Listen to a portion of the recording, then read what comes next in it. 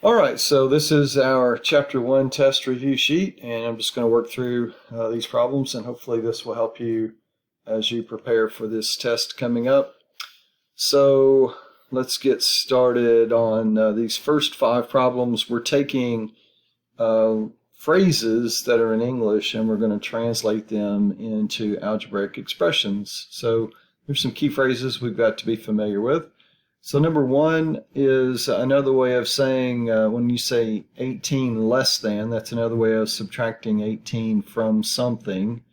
And we're going to be subtracting 18 from the quotient of a number and 3. So I'm just going to let n represent my number. Quotient is another way of saying division, or that's another way of writing a fraction. This is another way of saying the quotient of a number and 3. Dividing a number by 3 is another way of saying that. And then 18 less than that is going to mean we're going to subtract 18 from it. So that's my answer for number 1. Number 2, 4 times the sum of a number and 3. So I've got to write this so that 4 is being multiplied by the sum of a number and 3. So just be careful here that you show 4 times the quantity. This is another way of showing that the distributive property would be used, but you don't have to actually go ahead and show it. As a matter of fact, I'd like for you to just leave your answer like this. This shows the algebraic expression form of this phrase. Much like we did with less than, 18 less than means subtracting from something. 9 more than means we're going to be increasing or adding 9 to something, and in this case, that's going to be 12 times a number. So 12n is 12 times a number, and then just show 9 more than that. We're going to add 9 to that product. All right, and whoop, jumped way too far there, so let's go back. The difference of, okay, so we're going to be subtracting two different quantities here. 9 times a number will be on one side, the left side of the subtraction sign, the difference of 9 times a number, and so the other side will be the quotient of 6 and a number. So when you're writing this quotient, just keep the fraction in the same order as the items come. So the quotient of 6 will go on top, and the same number will be the denominator n. All right, so that's how we'll write number 4. Number 5, 4 times the square of a number increased by 5 times the same number. So 4 times the square of a number, 4 times your variable squared, increased by, so that's another way of saying more than, which would be plus, increased by 5 times the same number. And that's our answer for number 5. All right, so number 6 is one of these word problems where I want you to define a single variable. Notice it says a variable. And the variable that you use as your definition will be, in this case, the smaller of the two ages. Notice Robert's father is 5 years older than 3 times Robert. So the way I'm going to represent Robert's father is, first of all, I need a variable to represent Robert. I'm just going to say x. X will be Robert's age. And then I can use this same variable to represent Robert's dad. And it's a lot like what you did up in the previous 5 problems. Think of 5 years older than 3 times this variable. Okay, 5 years older means we're going to be adding 5 to 3 times. So start with a base variable that represents the younger of the two people, and then use that variable to represent the older and the terminology that's given in the problem. All right, so this will be Robert's dad. Now the two together, the sum of their ages, so we've got to add these two together. Robert is X, added to Robert's dad, Okay, didn't need the parentheses, but I'm just showing you. Some people are a little confused there. Why do we need both of these? Well, without both of them, we can't add Robert and his dad's ages together. Right now, this represents Robert's age, this variable, and the other expression represents Robert's dad. Now I'm showing that the two of them are added together to come up with a total of 61. So you just solve this. 4x plus 5 is 61. 4x equals 56. X equals 14. So that's Robert's age. And then we plug 14 in for this other expression to get dad's age. So 3 times 14 plus 5. 3 times 14 is 42 plus 5 is 47. So once again, I want you to give me some sort of wording to answer a word problem. Robert is 14 years old. His dad is 47. Something along those lines. But be ready to show me algebraically how you got there. Give me a variable and then build the other item based on that variable. Put the two together in an equation and solve for the variable. All right, so sorry about that. Here we have some equations to solve. So number 7, let's use the distributive property. 6y minus 5 is negative 6y minus 3. We're going to get the variables on the same side, so I'm going to kill the little one. 12y minus 5 is negative 3. Add 5 to both sides. 12y is 2. Y is 2/12, but since we can reduce, let's go ahead and do that. So y is 1/6. On number 8, distributive property again, we're going to distribute negative 3. And negative 3 times 4/3, so just think negative 3 times 4 is negative 12, and negative 12 divided by 3 is negative 4, or minus 4. Combine like terms. 1 minus 3t is negative 2t. Put the t's on the same side, so I'm going to add 2t to get to both sides. And that's negative 4 equals 4t plus 3. I'm going to subtract 3 from both sides. Negative 7 is 4t, and when I divide by 4, I got negative 7/4 is t. All right, very good. And then you'll have some of these problems where you've got to solve for a particular variable. So once again, this is PEMDAS in reverse order. We're doing inverse operations in reverse PEMDAS order. So looking at the parts of PEMDAS that are present, I've got multiplication that I need to undo, and then I've got parentheses. So I'm going to undo the multiplication first, and then I'll work on whatever's in the parentheses. So to undo multiplying by L, I divide by L. And that just cancels the L's. And now I'm going to work on, I don't really need the parentheses anymore, so just think, again, PEMDAS in reverse, so I need to subtract 1 because really 1 is being added to this left side, so I'm going to subtract 1 from both sides. And I'll just come down just a little bit. So this is the fraction s minus L, and then 1 being subtracted from it is negative r. And I don't want to solve for negative r, obviously I want to solve for positive, so I'm going to do either multiplication or division by negative 1, and that's going to change every sign.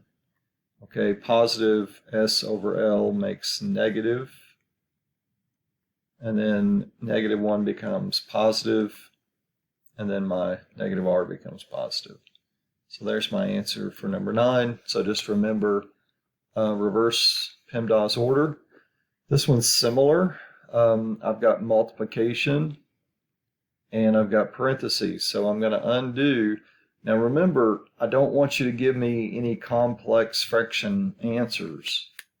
The way we undo multiplying by a fraction is we multiply by its reciprocal. So resist the temptation to do this.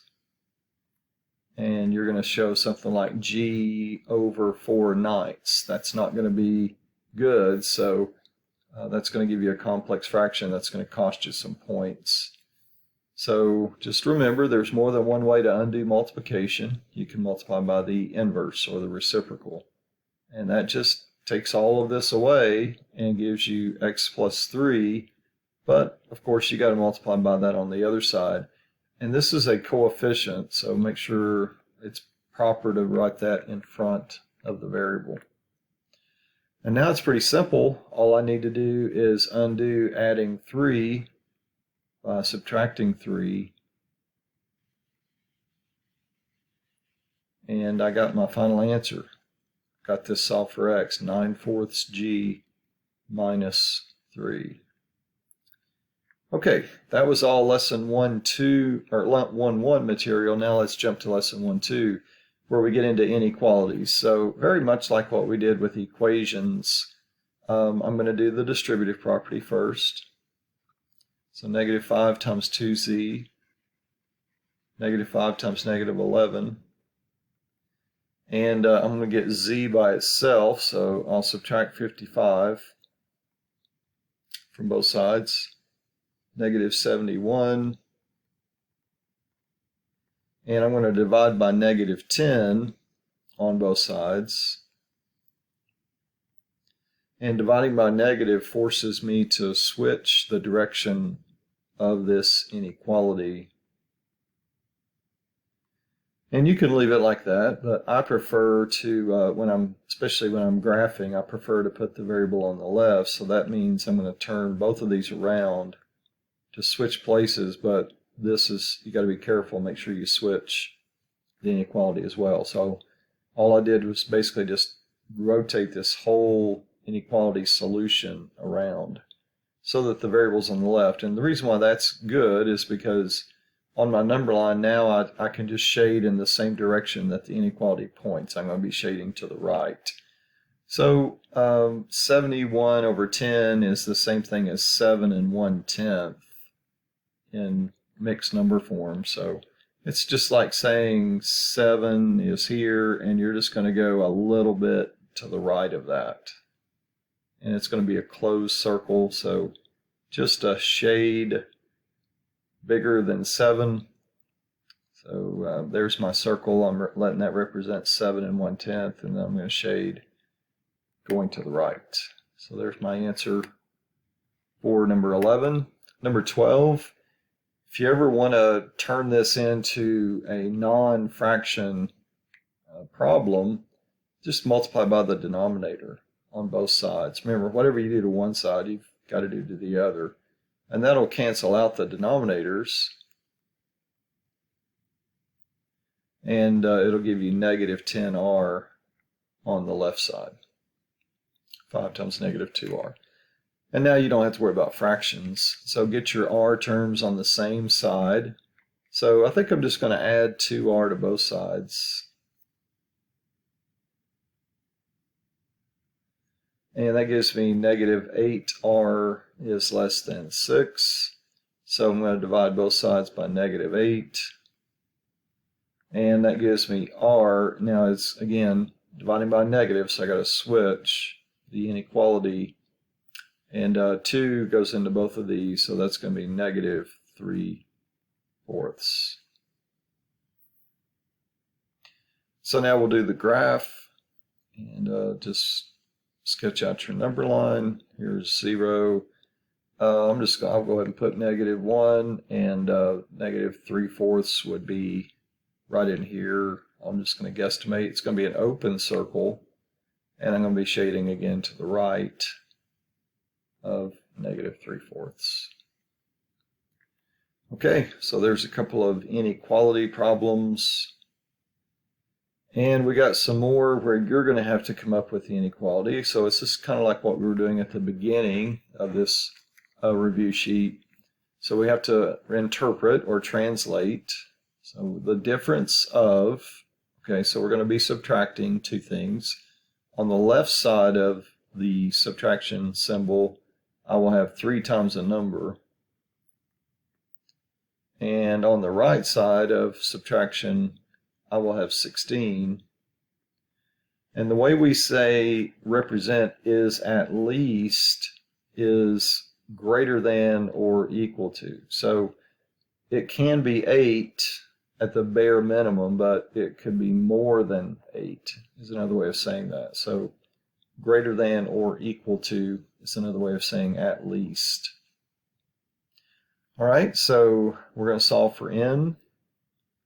3n, if I add 16 to both sides, is greater than or equal to 24.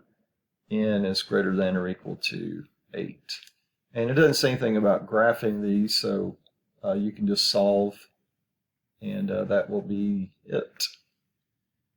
Okay, here we are with another one. 1/2 of a number, 1/2 of n, is more than, that's another way of saying is greater than, 6 less than the same number. So remember, the way we do less than is we put the number and then we take 6 from it. 6 less than the same number. Okay, so once again, I want to turn this into non-fractions, so you can just multiply by the denominator, sort of like what we did on the previous problem. Let's multiply by 2 on both sides, and that's going to make 2 times 1/2 is 1n. Just make sure you multiply 2 by both of these. And you can subtract 2n from both sides. So 1 minus 2 is negative 1n, and that's going to be negative 12. And so to solve for n, we're going to divide by negative 1. So here's that rule again. Don't forget to switch the inequality. N is less than 12. Okay, 5 less than. So we're going to be subtracting 5 from the product of 6 and a number. So I'm subtracting 5 from the product of 6 and a number is no more than, or is not more than. So you can kind of think of it, if it's not more than, then it's got to be less than. Okay, another way of thinking about that is not more than less than or equal to twice the same number. Okay, so it can be equal to, but it cannot be greater, is another way of saying. So it's got to be less than or equal to. All right, so we're going to, I guess I'll just subtract 2n and add 5.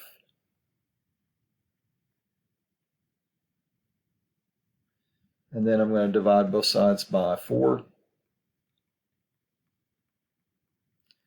And there's my solution.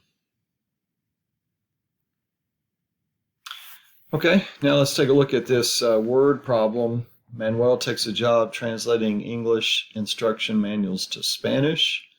He's going to receive $15 per page plus a $100 per month salary. He would like to work for 3 months during the summer to make at least $1,500. Okay, that's important. So we're supposed to write and solve an inequality. So this is not an equation, so make sure you read this carefully. It's an inequality to find the minimum number of pages Manuel must translate to reach his goal. So the way word problems work is when you're defining your variable, you need to let your variable be the answer to whatever the question is, or whatever it is that the word problem is asking for. So this last sentence is a key to letting us know what our variable should represent. So I'm going to let x be my variable, and it's going to equal the minimum number of pages he must translate.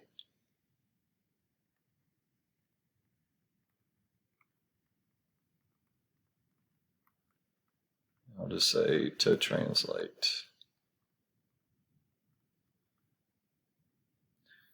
Okay, so with that said, now I can use the information that's presented with this being representing the minimum number of pages and the other information provided to come up with the inequality. Okay, so we know that he's going to receive $15 per page. Okay, so $15 per page times the number of pages, so that should be 15x. All right, plus $100 per month. All right, and he wants to work for 3 months. Okay, so let's just go ahead and say it this way. He wants to work for 3 months and he's going to make $100 per month. So we could just go ahead and turn this into 300. Okay, so $100 per month for 3 months. I think that's pretty easy to see that that's going to be 300.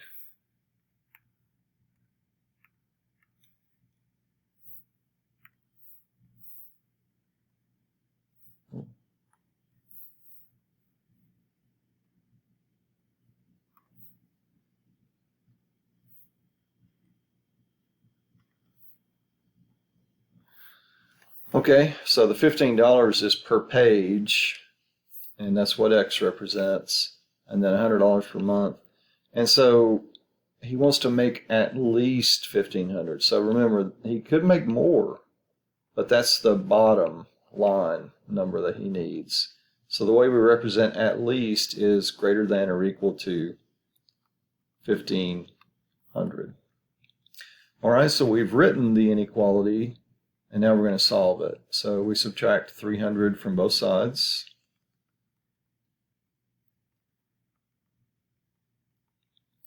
And now we're going to divide both sides by 15. And we're going to we'll have the solution to our inequality. Okay, so 1,200 divided by 15 is 80. And so now again, it's a word problem, so we need to answer it with words. And so he must translate at least 80 pages to reach his goal. All right. So we're told that this artist can sell each drawing for 100 and each painting for 400. So we're just going to set up our variables, because the question we're supposed to answer is how many paintings and or drawings does he need.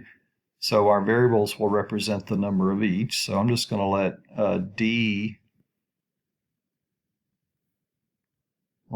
equal the number of drawings.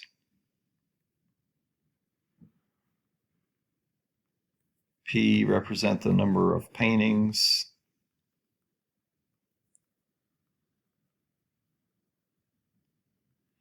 And he wants to make at least 2,000 every month. So for letter A, let's use these variables and the cost, or how much he's going to sell each of these two types of artwork. And then at least, again, means greater than or equal to 2,000. So each drawing is 100, so $100 times each drawing that he sells, plus 400 times each painting that he sells, 400p, is greater than or equal to 2,000. Okay, so that's all you need to do on letter A. That's the inequality that expresses what we're told. And then on letter B, assume that he sells 3 paintings. So we're going to put 3 in for P. And if we put 3 in for P, 400 times 3 is 1,200. And we're going to solve for D. So I subtract 1,200 from both sides. That's 800. Divide by 100. So D is greater than or equal to 8. So just be careful on the test. Again, this is a word problem, so I need for you to answer it with words. Don't just stop here. This is going to cost you points. So the question is, how many drawings must he have to sell in the same month if he sells 3 paintings to reach 2,000? So something like he must sell at least 8 drawings. And that's our answer for number 17. All right, so number 18, we're into lesson 1.6 now. So we're supposed to solve this by graphing. And so to graph it, I'm going to get it in slope-intercept form first. So there's the top equation in slope-intercept form. And then here's the bottom. I'm going to add x to both sides. Okay, so here I am. I'm going to graph this top equation. It's got a y-intercept of 5 and a slope of -2. So down to right 1 or up to left 1. And it's really hard for me to draw straight with this, but with your ruler, you should be able to do it very easily. Just make sure you draw a really straight line. It's very important to have accurate lines to see where these, if they cross, we want to know exactly where. And then this second equation has a y-intercept of 2 and a slope of 1. So it's going to go this way. And it looks like my point of intersection, which is what the solution is the point 1, 3. So x is 1, y is 3. Now we're going to prove our answer with either substitution or elimination. So I guess I'll just go ahead and do both. Depending, I don't really know which one you chose, so I'll just do each one. So substitution says solve for a variable, like the bottom equation is solve for y, then you can replace the y in the top. All right, so this is substitution. I'll replace the y in the top with x plus 2, and I'm going to add 2x to both sides, and I'm going to subtract 2 from both sides. I got x equals 1, that checks out, and now I'm going to put 1 in for x into the bottom. Y equals 1 plus 2, so y equals 3. So I proved that my graph was correct using the substitution method. Now I'm going to prove it with elimination.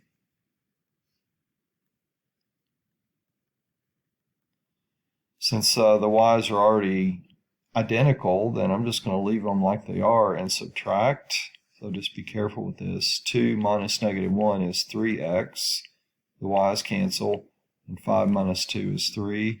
So x is 1. Okay, here we are again. And now you can put x in for either one of these. I'll just go with the top. Subtract 2 from both sides. Y is 3. So feeling really confident that my graph is correct because I got the same answer using 2 other methods. Number 19 is a substitution problem. And of the 4 variables that I have to choose from to solve for, this is the best because it has a coefficient of 1. So I'm going to solve the bottom equation for x. And then I'm going to use this as x in the top equation. So -2, and then x is going to become 3y plus 3 plus 5y is -2. -6y minus 6 plus 5y is -2. Combine like terms, -y minus 6 is -2. Add 6 to both sides. -y is 4, so y is -4. Okay, and then to find x, you can just come up here and put -4 in for y. So x is 3 times -4, which is -12, plus 3, x is -9. So my final answer in ordered pair form is -9, -4. Okay, and then here's an elimination problem. So to solve this one, you really could choose whether you want to eliminate x or y. I'm going to eliminate y by multiplying the top equation across by 3 and the bottom equation by 2. So the top by 3, I get 15x minus 6y is negative 57. And the bottom by 2, I got 4x plus 6y equals 0. And addition will eliminate y, so I get 19x is negative 57. So x is negative 3. And I just use negative 3 in place of x in either one of these. I'll just go to the bottom. 2 times negative 3 plus 3y is 0. Add 6 to both sides and divide by 3. And there's my answer in order pair form. Negative 3, 2. Okay. Number 21, another word problem, this time involving a system of 2 linear equations. So we have these 2 different plumbing companies, and they have different ways of charging their customers. And what we want to know is how many hours must be spent on the job in order for the charges of the 2 companies to be equal. So in other words, how many hours on a job would it not matter which one of these we chose? If cost was the only factor, then what kind of job, how many hours of a job would it take to where it would not matter which one of these we picked? Okay, so we're going to come up with an equation for the fix it fast. And then down here, I'm going to do another equation for the do it right. And these 2 equations will represent our system. Okay, so Fix It Fast charges $25 for a house call plus $50 for each hour. All right, so in case you don't know how this works, a plumbing company like this, they're going to charge you $25 just to show up, whether you hire them to do the job or not. And then if you hire them to do the job, then they're going to charge you based on the number of hours they spend to fix it, and it's going to be $50 an hour. So the way this charge would be laid out in equation form is y would be the total charge, $50 per hour, so x is going to represent the number of hours spent on the job.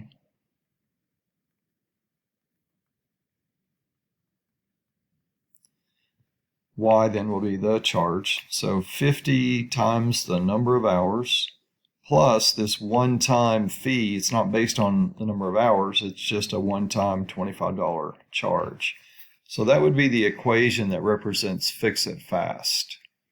The equation that represents Do It Right would be $35 for the house call, and they only charge $45. So the house call is a little bit more, but the per hour cost is a little bit less. And so this is a system. And to solve a system, the question is how many hours, and that's what x represents. So we're supposed to solve this system for x. And so you have choices. You could use elimination, you could use substitution. Technically, you could use graphing, but I don't think most people would want to graph, but it's technically one of your options. I'm just going to use substitution since they're both solved for y. I'm going to let this replace y up here, and we'll be able to solve for x, which is going to be the answer to the number of hours. All right, so 45x plus 35, I just replace the y, equals 50x plus 25. Subtract 45x from both sides. Subtract 25 from both sides. Divide by 5.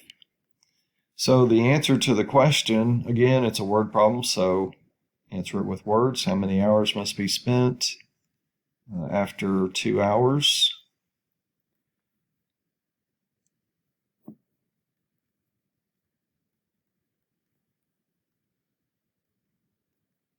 Both companies would charge the same amount.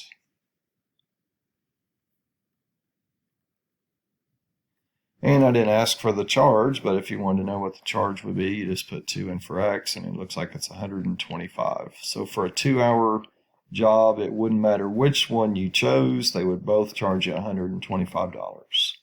And then after 2 hours, you've got a decision to make, and the question really, the problem doesn't go into that. All you have to do is come up with the number of hours that creates the same charge for both companies.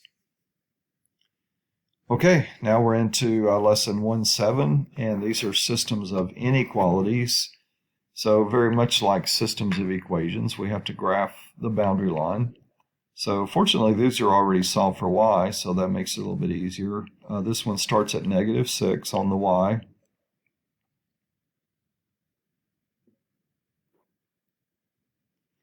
And has a slope of +3.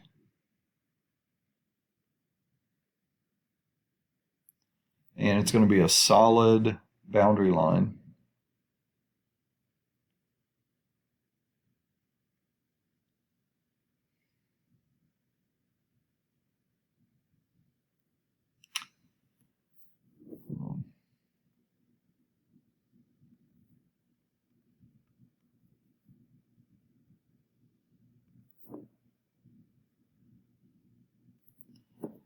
I'll try to connect those.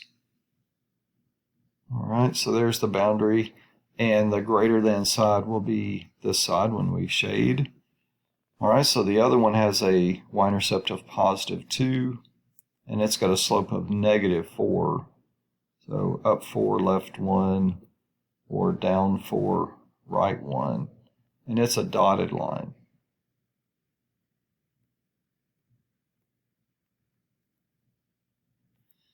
And it's, this one was less than. Looking at the other one. Okay, so let's put the two shadings together. The one that's solid is less than, which is below, and the dotted one is greater than, which is above. So we want the area that contains both. Where do the two shadings meet? Below the solid, but at the same time above the dotted. And so we're talking about this area. Would represent where are the ordered pairs that represent the solutions to the system. All right, then we get to more recent material, lesson 1.9, when we're solving 3 variable systems. And so survey the system and see if there is a particular variable that looks like it would be the easiest to eliminate. That's our method. And I'm going to eliminate z, so I'm going to pair my equations up in this way with the intention of eliminating z within each pair. So I'm going to do the first 2 together.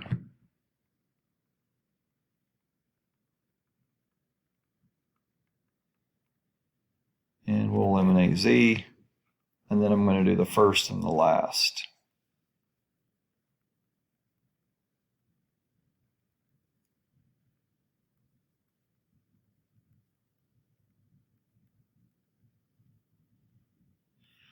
Okay, so to eliminate z, I'm going to need to multiply by -2 on the top. So -6x minus 6y minus 2z is -20.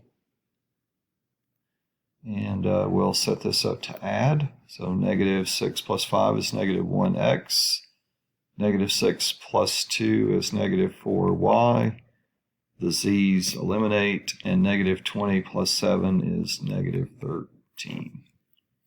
Okay, over here I'm going to multiply by -3, so -9x minus 9y minus 3z is -30. Add, so this is going to be -6x minus 11y, z's cancel, and that's going to equal -39. Okay, I put these two together. Now I've got a two variable two equation system.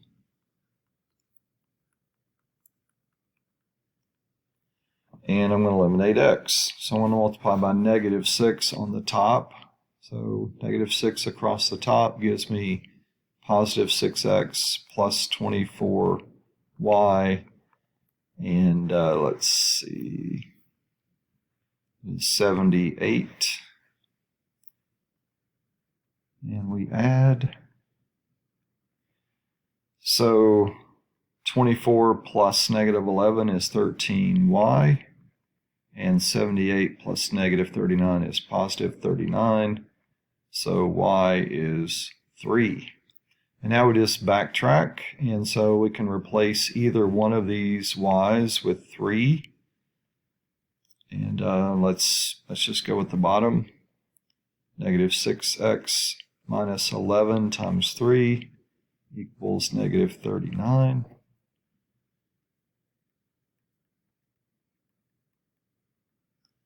-6x equals -6 if you add 33 to both sides, so x is 1.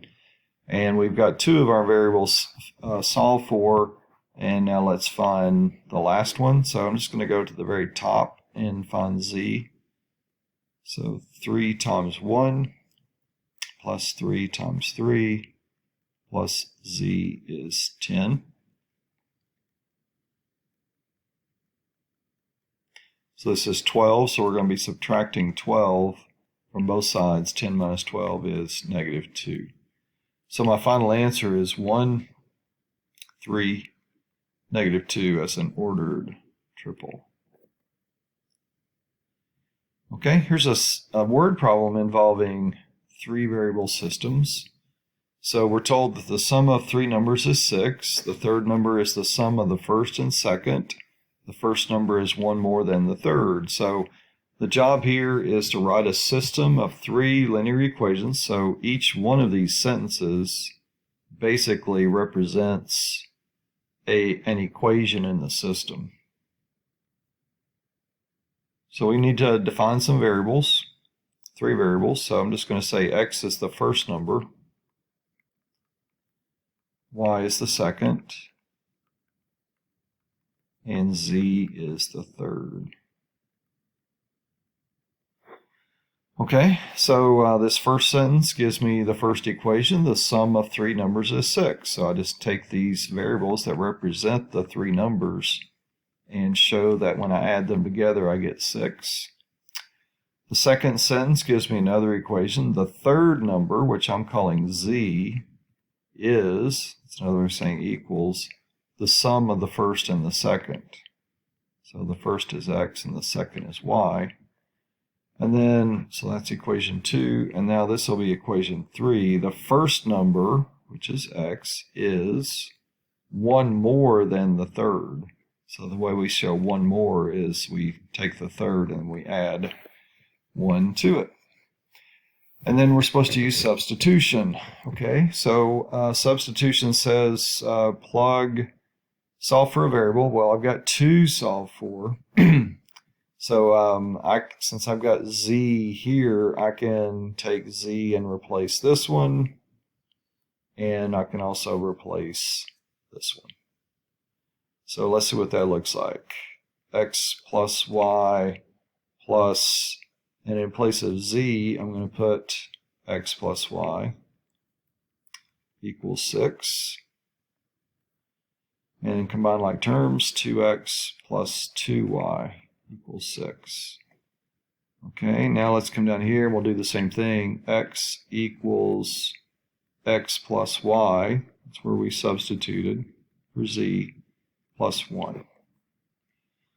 Okay, so let's simplify this. Well, do you see how the x's are just going to cancel when you subtract them from both sides? So when I subtract x from both sides, I get 0 is equal to y plus 1. And then I just subtract 1 from both sides, and I got y. And I can use this up in this equation to help me find x. So 2x plus 2 times -1 is equal to 6. 2x is equal to 8, so x is 4. And now I can, I've got some choices. I can go back to this equation that's already set up for z, and I can replace my x and y variables in here. So z is my x number, which is 4, plus the y, which is -1. So z is 3. So it's a word problem. Let's answer it with words. The first number is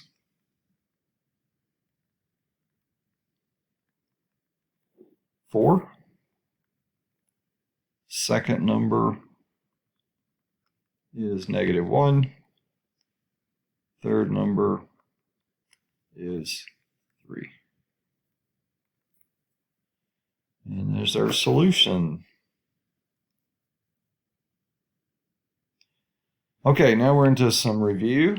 I don't want you to forget factoring. It's going to be an important part of what we do, especially in Chapter 3 coming up. So 25 should be a pretty simple factoring problem. We're looking for looking for a GCF first. Don't see one. So I'm looking for the factors of 24 that add up to 10. And hopefully you're getting more familiar with these. So that would be 6 and 4. So my factoring is x plus 6 times x plus 4. And the FOIL method is a good thing to do when you're finished with the test. Go back and check these. So FOIL stands for first, outer, inner, last. So multiply the first two terms together, that's x squared. Multiply the outside terms together, that's 4x. Inside terms together, that's 6x. Last terms together, that's 24. Combine like terms in the middle, and you've got assurance that you did the factoring correct because we got the original problem when we multiplied. Okay, 26. Now you could also use the AC method here if you choose. I'm going to use the box method. So the box method says put the first and the last terms across from each other, multiply those together, and then find the factors of this product that add up to the middle.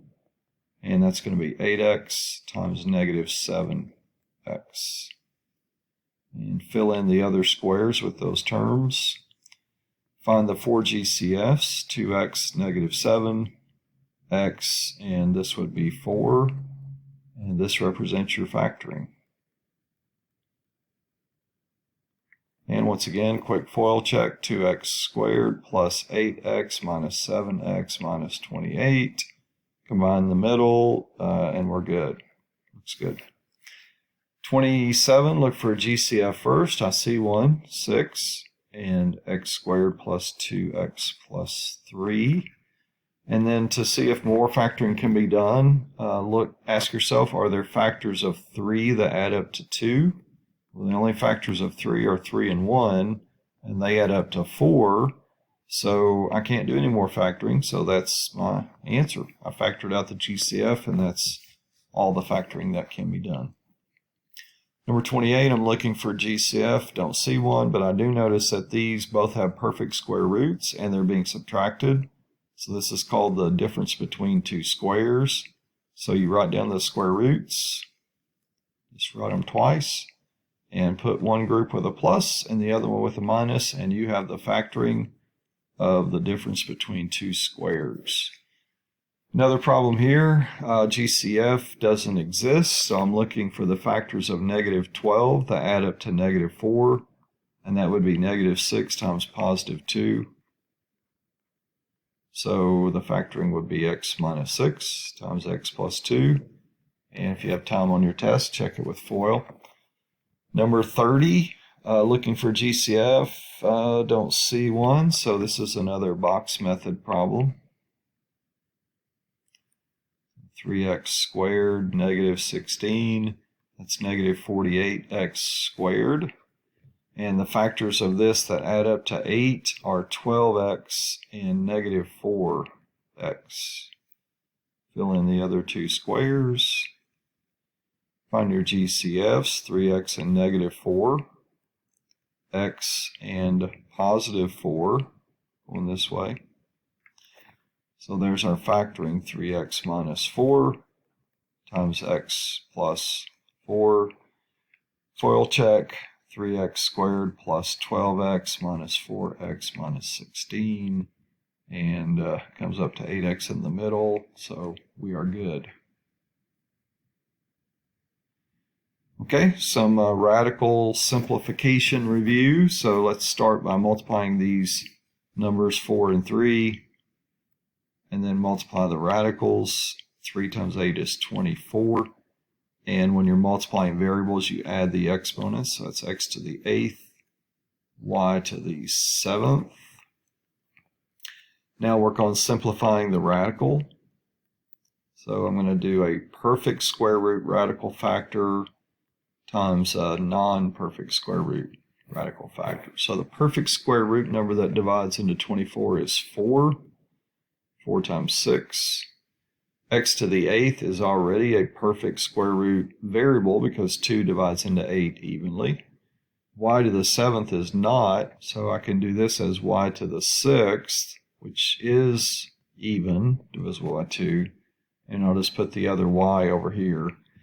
So simplify the left radical completely. The square root of 4 is 2.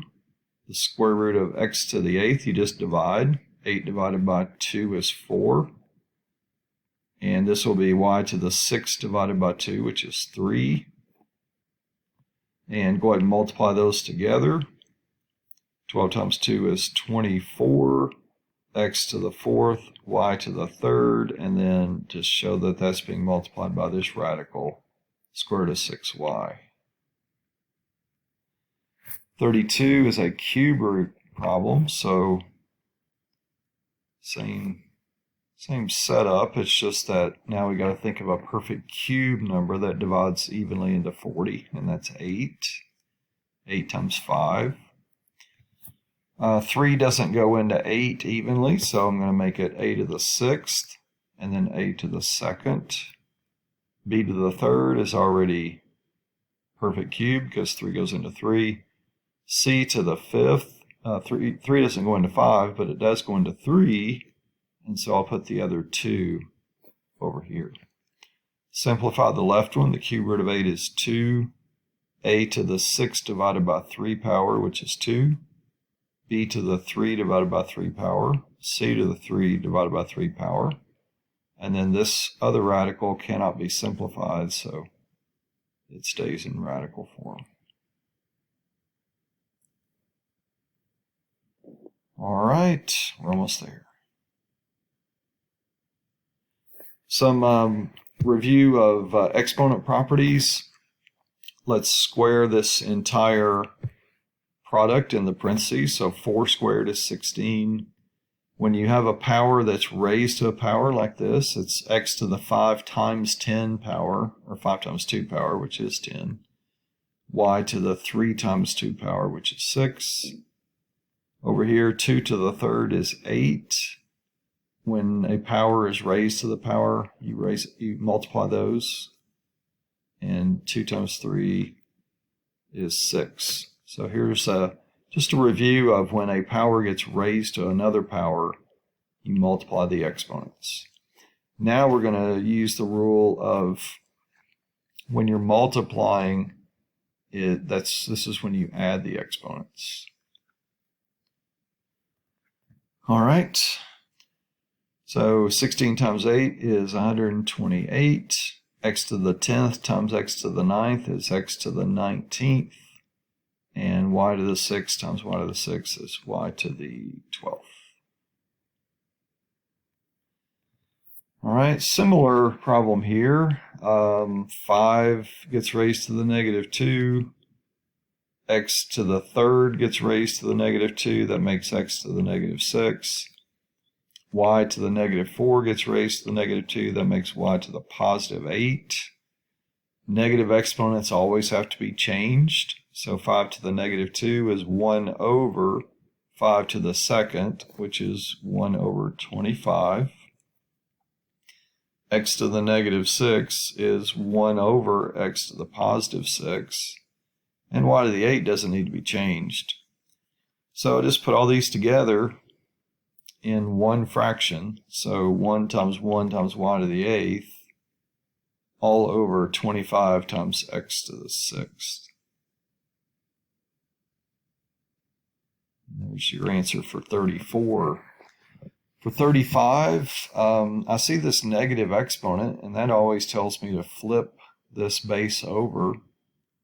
So I'm going to do that first so that I can deal with a positive exponent. So once I flip the base over completely, then I can change this exponent to positive. Now we're going to raise everything inside to the third. So x to the 4th raised to the 3rd makes x to the 12th. 3 to the 3rd, x to the negative 2 raised to the 3rd makes x to the negative 6. Okay, so 4 to the 3rd is 64. 3 to the 3rd is 27. So we talked about this a little bit a while back. When I have a negative exponent in the bottom, I can just move it up to the top and it becomes positive. So it's going to go to the top as x to the positive 6, then I can multiply it times x to the 12th and it makes x to the 18th. I just add exponents when I'm multiplying. And there's your answer for number 35. And that is the last one. So a lot of problems, a lot of stuff to make sure you're prepared for. I hope you do prepare well. Come to your test time ready to show me what you know. And if you have any questions in the meantime, just reach out to me. We'd be glad to help you.